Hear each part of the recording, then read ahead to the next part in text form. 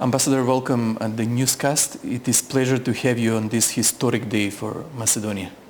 Ivan, it's great to be here. I'm very pleased to be in Skopje, particularly, as you say, on this day, the 4th anniversary of North Macedonia's accession to NATO.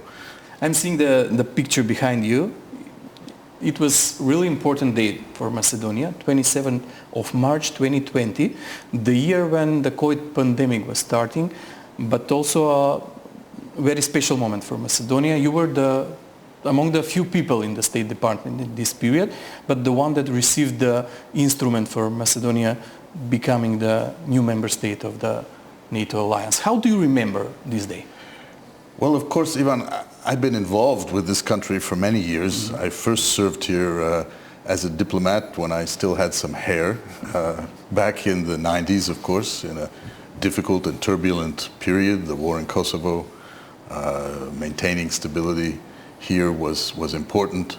I've always said that this country, now North Macedonia, has no better friend than the United States. And when I came back as ambassador in 2008, after the disappointment from the Bucharest summit, we focused on getting to the point where the membership in NATO could become real.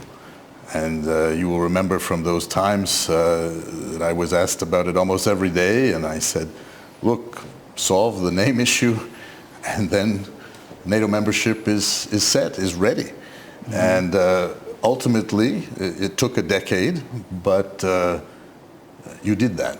And so for me, it was very important with the historic Prespa agreement, the resolution of that problem, that difficult and emotional problem, that now we could move forward with full NATO membership, which was certainly always the United States policy. And so when it was done, I was not going to let anything stand in the way.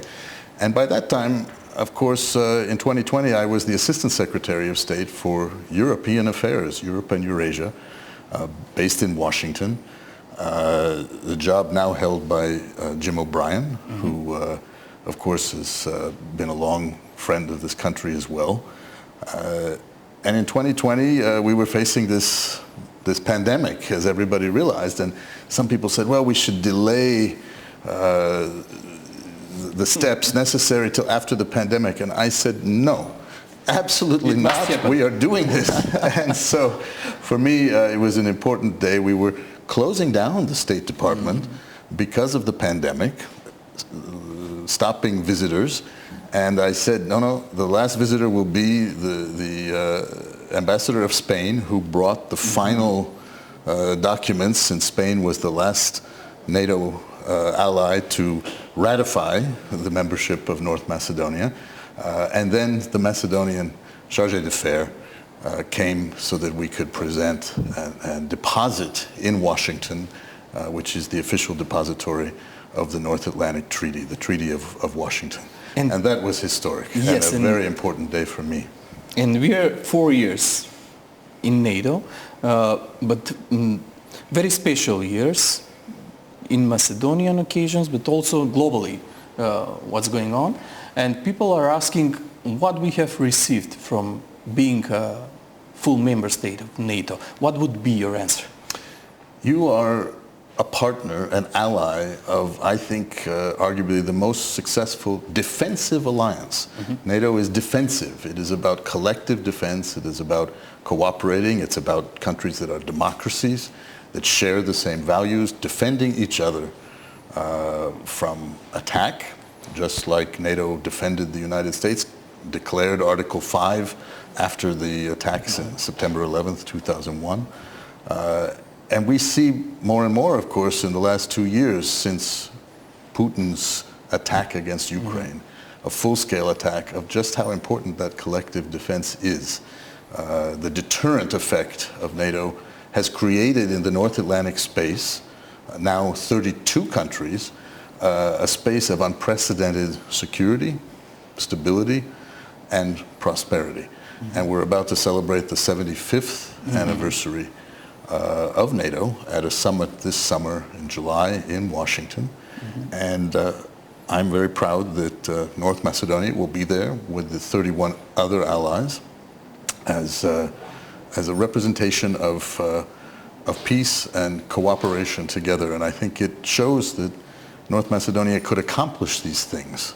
A country that is relatively young as an independent European state, but in fact has a long history, and going all the way back to the times of Bismarck, they talked about the importance of the Macedonia question to bring stability to the Balkans.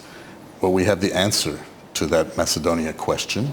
It is this country, democratic, multi-ethnic, integrated into Euro-Atlantic structures. And again, I think being the 30th member of the North Atlantic Treaty Organization is something every citizen of this country can be proud of. Yes, you have said that this year we are also celebrating the 75 year of NATO as an alliance. It is a very crucial period for the alliance. The war is still going on in Ukraine. In the same time, Putin has got a new mandate as a president. This year we will have the presidential elections in the United States. What do you expect globally? Well, it's interesting you say that because, yes, there was an election in Russia, but there was obviously no question of who would emerge victorious. Vladimir Putin is essentially a dictator in Russia, and we can see the actions that he's taken, both domestically in terms of the crackdowns on freedom, the complete control of media, of personal thoughts. We see what happened to Mr. Navalny, who was a political opponent who died a terrible death, off in the gulag. Around the world this year, there are many real elections, including, as you said, in the United States and including here. So this is a practice of democracy. I think the outcomes of elections here and certainly in the United States are still unknown. In the US, it's many months away, 7 months.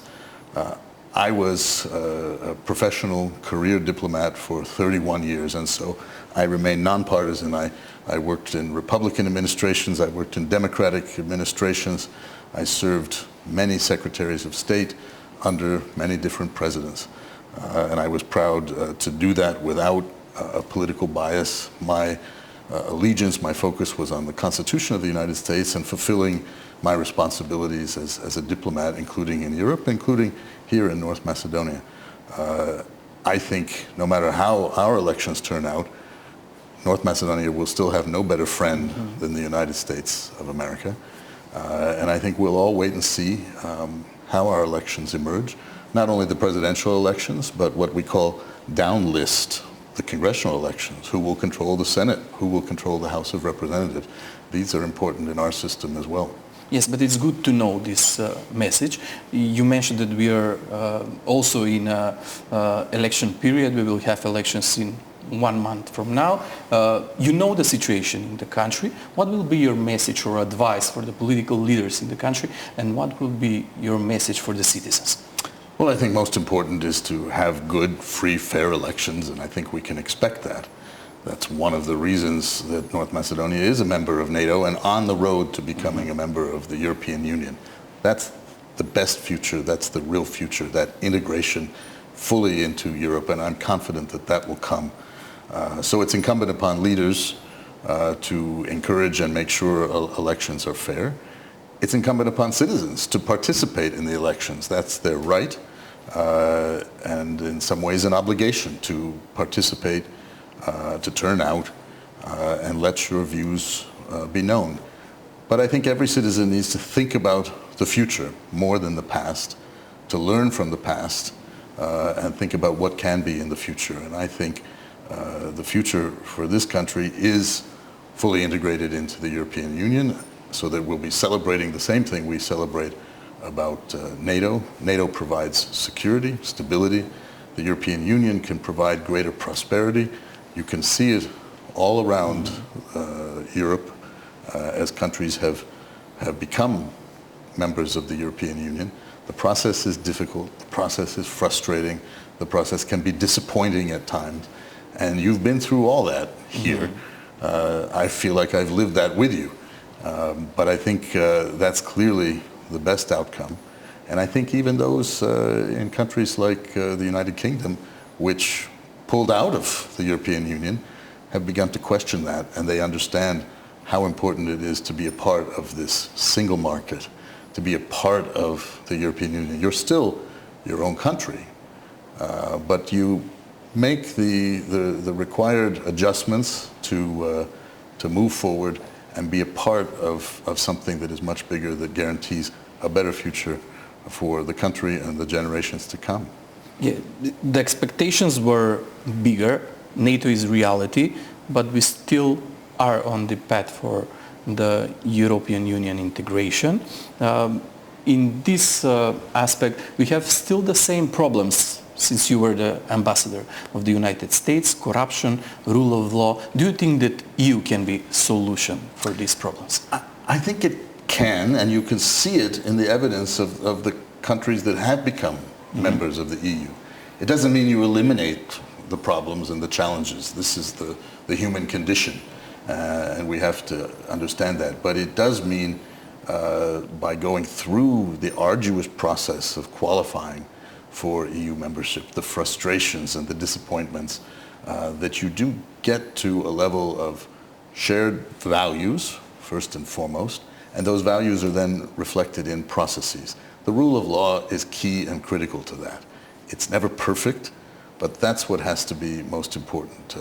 An independent judiciary that can fully enforce legal judgments and conditions, and that's what people want. As I come back, even this time, visiting for a couple of days, people want to see that, and I think that will be part of the path forward. And I do think there is not just a European future, but a European Union future for North Macedonia, for all of its citizens, and that will be a better, certainly more stable and more prosperous future.